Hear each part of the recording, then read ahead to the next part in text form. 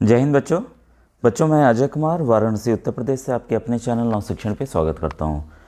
बच्चों, कक्षा 9 अटल आवासीय विद्यालय प्रवेश परीक्षा, साथ ही साथ जो बच्चे अगले साल नवोदय विद्यालय कक्षा 9 या किसी अन्य प्रतियोगी परीक्षा की तैयारी कर रहे हैं जैसे कि NMMS की, उसके लिए बहुत ही इंपॉर्टेंट वीडियो है बच्चों। इस वीडियो में मैं महत्वपूर्ण कुछ तथ्यों को बताऊँगा, साथ ही साथ जो प्रश्न आ सकते हैं आपकी परीक्षा में वो भी मैं बताऊँगा। अब जैसे देखिए, आपके सामने कई बार आता है गंधक का अम्ल किसे कहते हैं, उसका फॉर्मूला क्या है। ठीक है, तो ये है बच्चों सल्फ्यूरिक अम्ल या सल्फ्यूरिक एसिड, उसका फॉर्मूला है H2SO4। ठीक है, इसके बाद है देखिए सोरिक अम्ल, तो नाइट्रिक एसिड को कहते हैं, नाइट्रिक अम्ल को कहते हैं, इसका फॉर्मूला है HNO3। ठीक है, इसके बाद है HCl, ये है नमक का अम्ल। ठीक, इसके बाद है बच्चों एसिटिक अम्ल, ये है CH3COOH, जिसका नाम सिरका भी है। तो कई बार आता है कि सिरका क्या है, तो एसिटिक अम्ल है। एसिटिक एसिड जो है उसका दूसरा नाम क्या है, सिरका है। तो आपको पता है अचार बनाने, दवा बनाने, काफ़ी चीज़ों में प्रयोग होता है। और HCl का तो आप जानते हैं टॉयलेट वगैरह में प्रयोग किया जाता है साफ़ करने के लिए। कॉस्टिक सोडा कई बार आता है, कॉस्टिक सोडा किसे कहते हैं, तो बच्चों सोडियम हाइड्रोक्साइड को कहते हैं, NaOH को कहते हैं। चूना भी कई बार आता है, ये घरों की पुताई, घरेलू उपचार में यूज किया जाता है, तो यह है बच्चों कैल्शियम ऑक्साइड। कॉमन सॉल्ट जो हम लोग भोजन ये सब में यूज करते हैं, ठीक है, तो ये है बच्चों सोडियम क्लोराइड NaCl। धावन सोडा कपड़ों की धुलाई के लिए, तो ये है सोडियम कार्बोनेट Na2CO3। ये बच्चों दो बहुत इंपॉर्टेंट है, बच्चे इसी में अक्सर कंफ्यूज होते हैं। और खाने का सोडा जो है वो सोडियम बाई कार्बोनेट है। बाई बच्चों ये हाइड्रोजन है उसके लिए लगा है, बस इतना ध्यान रखिएगा कि इसमें और इसमें केवल हाइड्रोजन का अंतर है। हाइड्रोजन जुड़ गया तो ये आपका सोडियम बाइकार्बोनेट हो गया, ये खाने का सोडा हो गया। और ये धावन सोडा कपड़ों को धुलाई के लिए जो यूज करते हैं वो है सोडियम कार्बोनेट। तो ये बच्चों बहुत इंपॉर्टेंट पॉइंट है। भाई कुछ प्रश्नों को देखें बच्चों, इस तरह के प्रश्न अलग अलग आए हुए हैं। वो एक कक्षा 8 के ही लेवल का है जो कि आपके परीक्षा में आएंगे। देखिए, किसी विलयन में विद्युत धारा प्रभावित होने पर डैश प्रभाव उत्पन्न करता है। ठीक है, तो काफ़ी बार बच्चों ये प्रश्न आए हुए हैं। तो ये बच्चों देखिएगा, ये आपका रासायनिक प्रभाव, देखिए विलयन की बात हो रही है। ठीक है, अगर ये केवल तार की होती तब अलग अलग चीज़ें हो जाती। तो यहाँ पर उत्तर जो है केवल इसका ए है, रासायनिक। ठीक है, इसके बाद है ताम्र सल्फेट के घोल से विद्युत प्रभावित करने पर होता है। ठीक है, तो पहला ऑप्शन देख रहे हैं, एनोड पे ये आपका तांबा जमा होगा। ठीक है, तो इसके बाद है कैथोड पे तांबा जमा होगा, तो इसका ऑप्शन नंबर बी बच्चों सही है। ये आते हैं कई बार, मैंने इन प्रश्नों को अलग अलग तरीके से बताया हुआ है कि कहाँ पे आते हैं, नेगेटिव टर्मिनल पे आएंगे, कहाँ जमा होगा, कहाँ से निकलेगा, सब चीज़ें मैंने बताई हुई हैं। तो आपके लिए रिक्वेस्ट है कि प्लेलिस्ट ज़रूर देखिएगा। ठीक है, प्लेलिस्ट मेरे चैनल पर है, उसको ज़रूर देखिए जाकर। अम्ल वर्षा किसके जलाने के कारण होता है।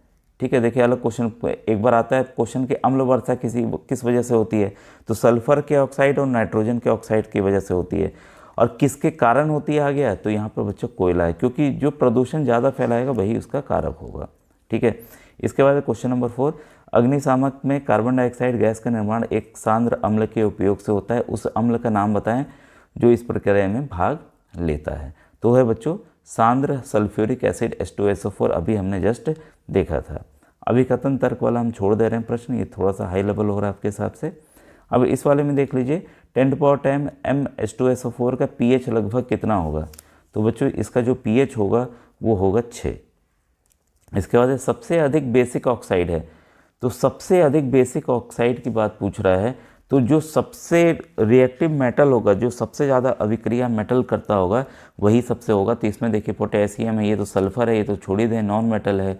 ठीक है, ये बोरोन है, ये नाइट्रोजन है, तो इसमें मेटल के रूप में यही बनाएगा। तो ऑप्शन नंबर ए बच्चों यहाँ पर सही है।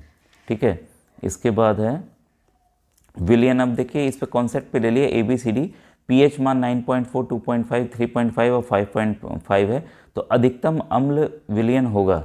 तो बच्चों ये देखिए कॉन्सेप्ट में हम लोग ने पढ़ा है कि 0 से लेकर 14 तक होता है, 0 से लेकर 14 तक होता है। पानी या डिस्टिल वाटर कह रही है जो कि न्यूट्रल होता है, उसका 7 होता है। इधर जैसे जैसे बढ़ेंगे अम्लता बढ़ती जाएगी, ये ध्यान रखें। इधर जैसे जैसे बढ़ेंगे तो क्षारता बढ़ती जाएगी। तो ये देखिए अम्ल का पूछ रहा था, तो भाई 2.5 है। ठीक है, तो यहाँ पर कौन सा ऑप्शन सही है, बी ऑप्शन आपका बच्चों सही है। तो ये कॉन्सेप्ट वाले क्वेश्चन थे, इस तरह के से भी प्रश्न आ सकते हैं। निम्नलिखित यौगिकों में किसका द्विध्रुव घूर्ण शून्य होगा, डायपोल जो है शून्य होगा, ये थोड़ा सा हायर लेवल है। इसका उत्तर मैं बता दूं, ये है हाइड्रोजन फ्लोराइड। अम्ल वर्षा एसिड रेन के प्रमुख अवयव हैं, तो क्वेश्चन नंबर 10 का बच्चों सी है आपका सल्फ्यूरिक अम्ल और नाइट्रिक अम्ल दोनों ही हैं, ठीक है, जिस वजह से ताजमहल भी खराब हो रहा था, ठीक है। अब देखिए द्रवित सोडियम क्लोराइड, यहाँ सॉलिड नहीं है, ठोस नहीं है बच्चों, नमक जो है वो द्रव के फॉर्म में है, द्रवित में है। विद्युत घटक इलेक्ट्रोलिसिस से कैथोड पर मुक्त होगा, ये काफ़ी इंपॉर्टेंट प्रश्न है बच्चों, ये मुक्त होगा बच्चों आपका सोडियम कैथोड पे, ठीक है। धावन सोडा का सूत्र है, अभी देखिए जस्ट मैंने बताया था काफ़ी इंपॉर्टेंट है, काफ़ी राज्यों में कई बार आ चुका है, ठीक है। तो धावन सोडा का जो सूत्र है वो है आपका सोडियम कार्बोनेट, ठीक है। यही सोडियम बाइकार्बोनेट कब होता है, जो कपड़ा धोने वाला होता है डिटर्जेंट, उसका ये फॉर्मूला होगा, ठीक है। इसके बाद है हाइड्रोक्लोरिक अम्ल का पीएच हो सकता है पूछा है, ठीक है। तो आपको पता है मैंने जस्ट बताया था 0 से 14 वाली रेंज अभी जस्ट, तो उसी कॉन्सेप्ट पे ये आप प्रश्न हल करेंगे। तो 3 हो सकता है क्योंकि सबसे कड़े एसिड में हाइड्रोक्लोरिक अम्ल आता है, ठीक है। चूने से पानी की अभिक्रिया है, तो ऊष्माशोषी है, ऊष्माक्षेपी है, उदासीनीकरण है, या उपयुक्त में से कोई नहीं। तो इसका जो सही आंसर है बच्चों ऊष्माक्षेपी, ऑप्शन नंबर बी बच्चों सही है। NaHSO4 लवण है, सोडियम बाइसल्फेट कहेंगे, तो इसका ये जो लवण है बच्चों वो है अम्लीय, ठीक है। इसके बाद है फिटकरी का रासायनिक सूत्र, देखिए फिटकरी हम लोग इस्तेमाल करते हैं, ठीक है, घरों में भी करते हैं।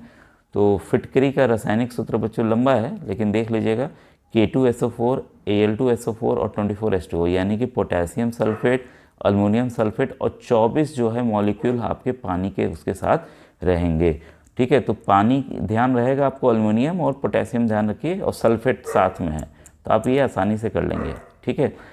इसके बाद है सिरके में उपस्थित होता है, तो सिरके में बच्चों उपस्थित होता है एसिटिक अम्ल, अभी जस्ट मैंने दिखाया था, ये भी काफ़ी महत्वपूर्ण प्रश्न है आपका, ठीक है। शुद्ध जल का पीएच मान, अभी जस्ट मैंने पीएच मान वाला ही बताया था। देखिए एक चीज़ आपने कॉन्सेप्ट समझा, कितने प्रश्न आ गए, तो ऐसे ही बदल बदल के प्रश्न आते हैं। तो शुद्ध जल का क्या होता है, 7 होता है, अभी जस्ट मैंने आपको बताया था।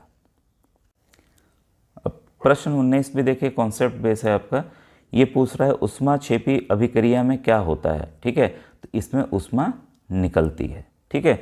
तो चूना वगैरह अगर आप देखिए पुताई के लिए जब भी आपके घर में होता होगा तो आप पानी में डालते होंगे, तो आप देखेंगे जिस भी बर्तन में रखा है एक तो बुलबुले देता है और साथ में वो बर्तन ही गर्म हो जाता है, तो वो कौन सी अभिक्रिया है आपका ऊष्माक्षेपी प्रक्रिया। तो कॉन्सेप्ट वैसे है, इसको बस ध्यान आपको रखना है। पदार्थ जो किसी दूसरे पदार्थ को प्रोटॉन दे सकते हैं, देखिए जो दे सकते हैं दूसरे को प्रोटॉन, ठीक है, वो क्या होंगे आपके, वो होंगे अम्ल, क्लियर है, ठीक है। तो HCl हो गया या जो भी है, तो वो सब प्रोटॉन देते हैं, वो अम्ल बनाते हैं। सॉल्ट केक, ये भी देखिए अलग नेम है कि सॉल्ट केक किसे कहते हैं, तो सॉल्ट केक बच्चों सोडियम सल्फेट को कहते हैं, तो ये भी इंपॉर्टेंट है, ये वाला मैंने नहीं बताया था, इसको आप नोट डाउन अलग से कर लीजिएगा।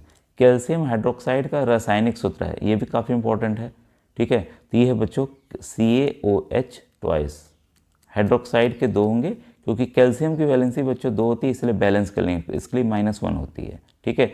माइनस ये देखिए 2 है, तो यहाँ 2 लिए तो ये -2 हो गया, तो ये बैलेंस हो गया, तो तब जाके कंपाउंड बनता है, ठीक है। तो ये हो गया। इसके बाद है किस तत्व के बृहत्तम कक्ष में 8 इलेक्ट्रॉन होते हैं, तो यहाँ 8 इलेक्ट्रॉन बच्चों होंगे आपके नियोन के, ठीक है। नियोन का एटॉमिक नंबर कितना होता है आपका, 10 होता है, ठीक है। तो इसको क्या लिखेंगे, 2 और 8 लिखेंगे, तो 8 जो है बृहत्तम में आ गया, बाहरी हिस्से में, ठीक है। ये आपका न्यूक्लियस हो गया, ये अभी इसमें बाद में बदलाव आया बच्चों, लेकिन जो आपके लेवल के हिसाब से यहाँ 2 इलेक्ट्रॉन हैं और बाहरी 8 इलेक्ट्रॉन पूरे हैं नियोन में, ठीक है। तो ये वीडियो आज का कैसा लगा, पूरा समझ में आया कि नहीं आया, ज़रूर बताइएगा बच्चों। Thank you very much.